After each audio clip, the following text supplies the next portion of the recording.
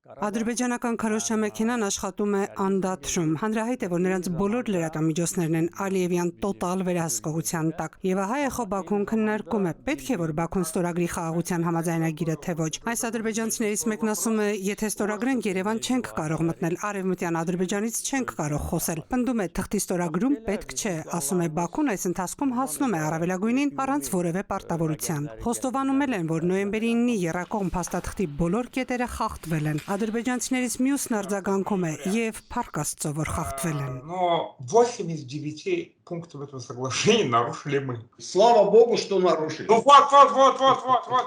Ահա այս պատկերով է հեղեղված Բաքվի ամբողջ մեդիան, լեփ-լեցուն է ռազմական ու ագրեսիվ խոսքով։ Շունչ չեն քաշում, ներսում վայրակ կերպարին հրաժեշտ չեն տալիս, դրսի աչքին խաղաղության աղավնի են խաղում։ Այս օրերին ակտիվ է ու արենայում է Ալիևի հատուկ հանձնարարություններ կատարող Էլչին Ամիրբեկովը։ Նա ոչ ավելի ոչ պակաս նկարագրել է Ադրբեջանի հետ համաձայնության հասնելու հնարավորությունը, հավերժ չի լինի, իսկ այն բաց թողնելը սխալ կլինի։ Ամիրբեկովը ձևակերպում է համաձայնագիրը ոչ թե վերջն է, այլ սկիզբը, խաղաղությունը կառուցվում է ոչ թե հայտարարությունների, այլ կոնկրետ քայլերի վրա։ Բաքվի եւ Երևանի միջև խաղաղության համաձայնագրի տեքստի շուրջ այս ամիս ավարտված բանակցությունները ճանապարհ են հարթում հարաբերությունների կարգավորման եւ դիվանագիտական կապերի հաստատման համար։ Սակայն այն իրագործելու համար Հայաստանը պետք է փոխի իր սահմանադրությունը, հրաժարվի տարածքային պահանջներից եւ դուրս բերի օտար ուժերը սահմանամերձ տարածքներից։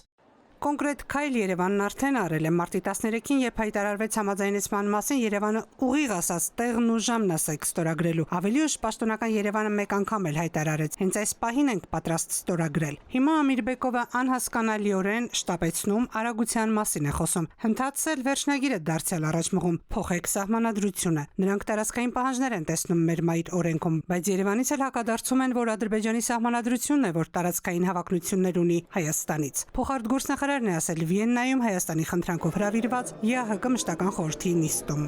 Ի զարմանս մեզ Ադրբեջանի արձագանքը եւ դրան հաջորդած գործողությունները եւ հիասթափեցնող են եւ տագնապալի։ Իր միակողմանի հայտարարությամբ Ադրբեջանը ընդունելով խաղաղության համաձայնագրի տեքստի շուրջ բանակցությունների վերջնականացման փաստը միաժամանակ առաջ է քաշել արհեստական նախապայմաններ։ Ինչ է ուզում Ալիևը, նախապայման վերջնագրերի շարք է շարել ու համառորեն ոտքը հետ չի դնում։ Ինչ կա մտքին։ Մասնագետները հույս չունեն, որ նա կստորագրի։ Ադրբեջանն ամեն օր ավելի ագրեսիվ է դառնում։ Նրանց իշխանական թևից անթաքույց են հայտարարում ռազմական նկշտումների մասին։ Իրենք ցույց են տալիս, որ իրենք չեն հրաժարվել հետագա հնարավոր ագրեսիվ նպատակներից։ Իրենք Հայաստանի Հանրապետության նկատմամբ ագրեսիվ նկատումներից ոչ միայն չեն հրաժարվել, այլև պրակտիկ գործողություններով ցույց են տալիս, որ հակված են հենց նման սցենարների։ Ու մինչև Հայաստանի արտգործնախարարը Ղազախստանում հայտարարել է, թե Երևանի ու Բաքվի միջև խաղաղության համաձայնագիրը բեկումնային կլինի, ադրբեջանցիները ագրեսիայի դոզան չեն թույլատրում։ Էխո Բաքուն քննարկումն ամփոփել է հաստատումով Ադրբեջանին խաղաղ պայմանագիր իսկապես պետք չէ։ Մենք կարող ենք սուրճ պատվիրել եւ հանգիստ դիտել, թե